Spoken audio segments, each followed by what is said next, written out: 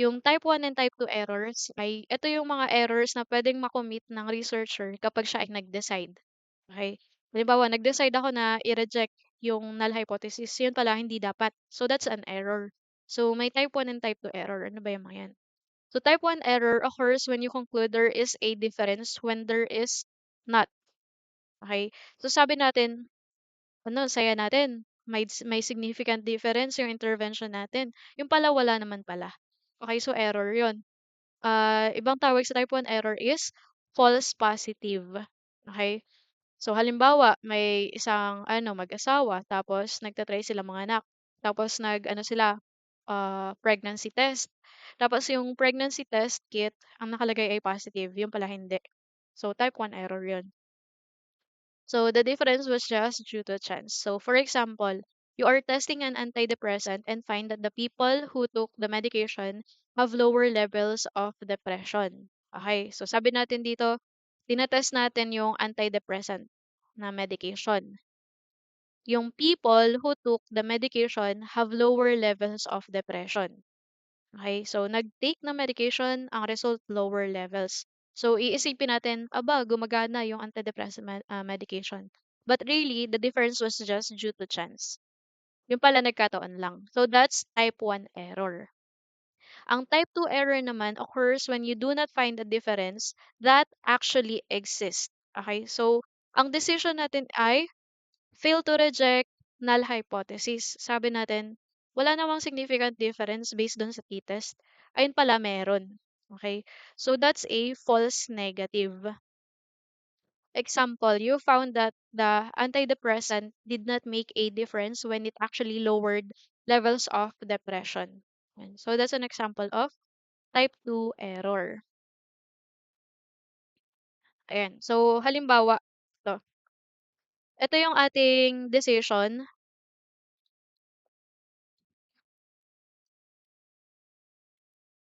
Ito yung reality.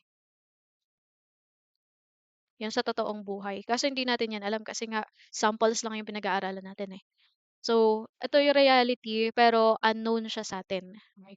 So, halimbawa, ang decision daw natin is ni-reject natin yung null hypothesis. Tapos, yung pala, yung null hypothesis is true. So, that's a type 1 error. Ngayon, halimbawa naman, yung null hypothesis ay totoo. Ibig sabihin, there is no significant difference o kaya there is no significant relationship. Tapos, fail to reject yung decision natin. So, tama yung ating decision na do not reject. So, kung nalilito kayo doon sa do not reject, fail to reject, edi isipin nyo muna accept. Pero wag nyo ilalagay yun sa paper ninyo. So, kung halimbawa, H not is true, null hypothesis is true. So, ibig sabihin, tinatanggap natin yung null hypothesis. Okay? So, tama yung ating ano.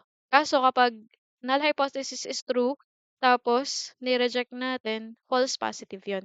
Kaya siya false positive kasi ito ay yung alternative hypothesis yung gusto nating ano, 'di ba? Gusto nating sabihin na may significant difference. Yun. So, ayun, tingnan natin for ano, using this kwento. Ayun, so basahin ko lang.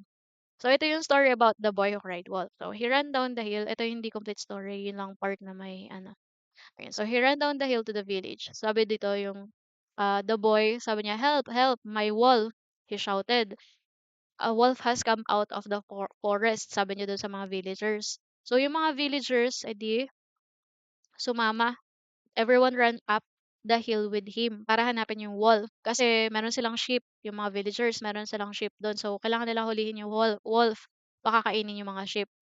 Ngayon, pag-akyat nila, wala pala. Okay, so sabi ng bata, meron. Yung pala, wala. So, that's false positive. Okay. So, anong danger ng false positive? So, for this story, ang danger ay maasar sa'yo yung villagers. Baka maano ka na, ma-shunned. Ganun. Maban ka na doon sa village nila or something. So, that's the risk. At another, ano naman, perspective. A few days later, a wolf did come out of the forest. So, yung boy was terrified. Tapos, pumunta ulit siya doon sa village. Ngayon, yung mga tao, hindi na sila naniniwala kasi nung nagpunta yung boy nung isang beses, sabi niya meron yung pala wala. Ngayon, bumalik siya, sabi niya meron. Tapos yung mga tao hindi na naniniwala sa kanya. So that's false negative. So ano naman yung risk nito? Ang risk nito ay yung mga sheep ng mga tao makakain ng wolf. Okay, so moral lesson of the of the story, both type 1 and type 2 errors ay may risk. So kayo as social workers or as researchers, kailangan ninyong i-identify or kailangan ay aware kayo kung ano ba yung possible risk kapag um, inaccept or kapag ni-reject or fail to reject yung null hypothesis kasi may iba't ibang risk yung type 1 and type 2 error. So, kailangan ma-anticipate ninyo ano yung mas maliit yung risk. Ayan, halimbawa, yung sabi ko kanina, kapag may intervention tas gumastos kayo para dun sa intervention na hindi naman pala nagwo-work, so ang risk nun ay gagastos. Kaso naman kapag hindi niyo ginawa yung intervention tapos tama pala siya, tas mape-prevent sana yung kung ano man pine-prevent ng intervention, so sayang naman. So kailangan ay aware kayo dun sa possible risk ng type 1 and type 2 errors. So, ayan. Decision versus reality. So, yung null hypothesis natin, there is no wolf. Dun sa story. Alternative hypothesis, there is a wolf. So, decision, either reject null hypothesis or fail to reject null hypothesis. So, consider this scenario. So, di ko na din to babasahin at masyado na mahaba yung video. Basahin nyo na lang and then internalize ninyo yung uh, risk associated with the. Okay, last topic is yung effect size.